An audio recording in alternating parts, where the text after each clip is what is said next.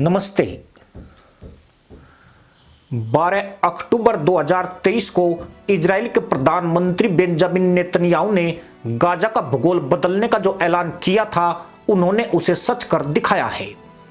Gaza पट्टी का एक बड़ा भूभाग लगभग तबाह हो चुका है और अब यहां एक भी ऐसा नहीं दिखता है जो पिछवाड़ा उठाकर इजराइल को चुनौती दे सके। 350 वर्ग किलोमीटर में फैली गाजा का 2/3 हिस्सा इजरायली सेना के नियंत्रण में आ चुका है। यहां पर मौजूद तमाम मस्जिदें और मदरसे नेस्तनाबूद कर दिए गए हैं और उन सभी प्रतीक चिन्हों को जमींदोज किया जा चुका है जो इस जगह की इस्लामिक पहचान उजागर करते थे। इलाके से सारे मुसलमान मौत के भय से दुम दबाकर भाग गए हैं। जिन्होंने चंद दिनों तक इस्लामिक किताबों से झूठी कहानियां चुराकर बहादुरी की बकलोली की थी, उनमें से अधिकांश हुरों की खोज में जा चुके हैं या फिर जान बचाने के लिए अपने अल्लाह से रहम की पुकार लगा रहे हैं। वहीं इस्लामिक देशों की फर्जी धौंस ओहदे मुंह गिर चुकी है तो इजराइल ने अब एक ऐसा कदम उठा दिया है जो बचे खुचे फिलिस्तीनियों के विनाश की दिशा तय करेगा। इजराइल गाजा को पूरी तरह मटियामेट करने की तरफ कदम बढ़ा चुका है। यही नहीं, अब न गाजा रहेगा और न यहां से इजराइल को चुनौती देने वाले हमास के आतंकी बचेंगे। यानी यहां एक बहुत बड़ी असुर त्रासदी की जो प्रतीक्षा की जा रही थी, उसकी शुरुआत हो चुकी है। गाजा पट्टी के लगभग 22 लाख लोगों का एक बड़ा हिस्सा दक्षिण की ओर भागा था। तब इजराइल ने कहा था कि जिसे जान प्यारी है वह उत्तरी गाजा को खाली कर दे। रिपोर्ट्स बताती है कि दक्षिण की ओर गए लोगों की संख्या 17 लाख के करीब थी। शेष 5 लाख लोग कहां लापता हो गए, उनके आंकड़े किसी के भी पास नहीं हैं। ये लोग मारे गए या इधर उधर दुबके हुए हैं, इस बारे में संयुक्त राष्ट्र की सहायता एजेंसी UNRWA को भी जानकारी नहीं है। दक्षिण के इलाके में लोग अटे पड़े हुए हैं।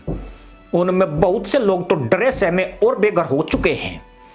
डर इसलिए कि इजराइल गाजा पट्टी के उत्तर में जो कुछ कर चुका है वही दक्षिण इलाके में भी करने जा रहा है।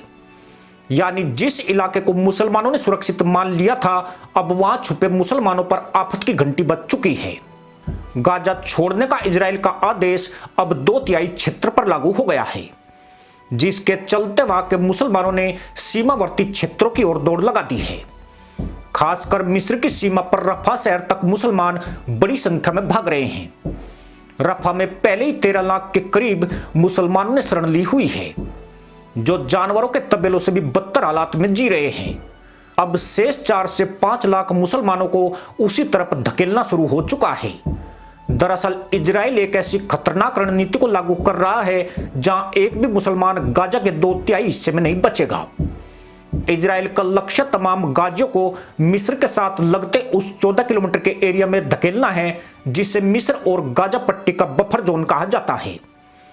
यहीं पर रफा क्रॉसिंग मौजूद है, जिस पर अभी तक भी इजराइल का नियंत्रण नहीं हो पाया है।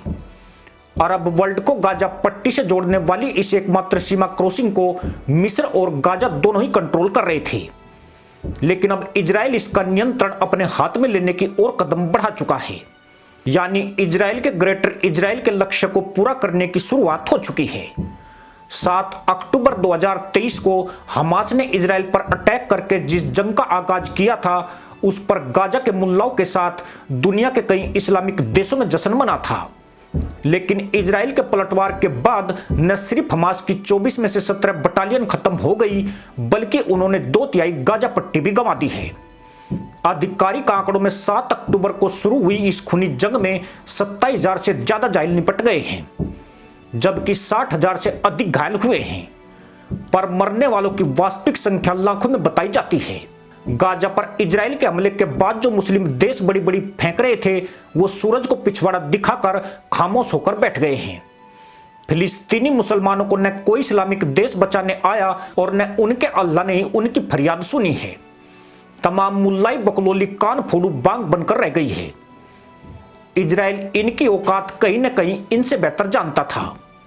उसने गाजा का भूगोल ही नहीं बदला, बल्कि अपना ही भूगोल चेंज कर दिया है। इजराइल की सीमाएं विस्तार करके मिस्र तक पहुंच रही है। दुनिया के देशों से लाखों गैर मुस्लिम श्रमिक सिर्फ इजराइल के निर्माण क्षेत्रों के लिए हायर नहीं किए जा रहे हैं, बल्कि गाजा पट्टी में यहूदिया बस्तियां बसाने और सरकारी इमारतों का निर्माण भी शुरू हो गया है। इन इलाकों में अब वो कचरा नहीं बचा है जो इजराइल को प्रदूषित कर सके। इजराइल ने ऐलान कर दिया है कि उत्तरी गाजा की उन सुरंगों को नष्ट कर दिया है जिनके दम पर हमास हद से अधिक उछला था, लेकिन उसकी जिंदा बची 7 बटालियन अभी भी दक्षिण गाजा में सक्रिय है, जिन्हें जड़ से खत्म करने के लिए आईडीएफ एक बड़ा सैन्य अभियान चलाने जा रही है।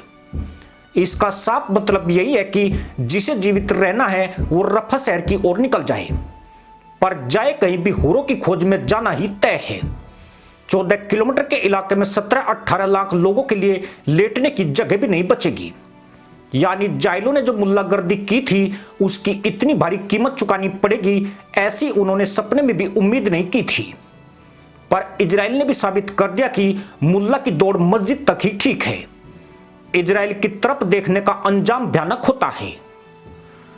इसी के साथ अनुमति दोस्तों, जय हिंद, वंदे मातरम।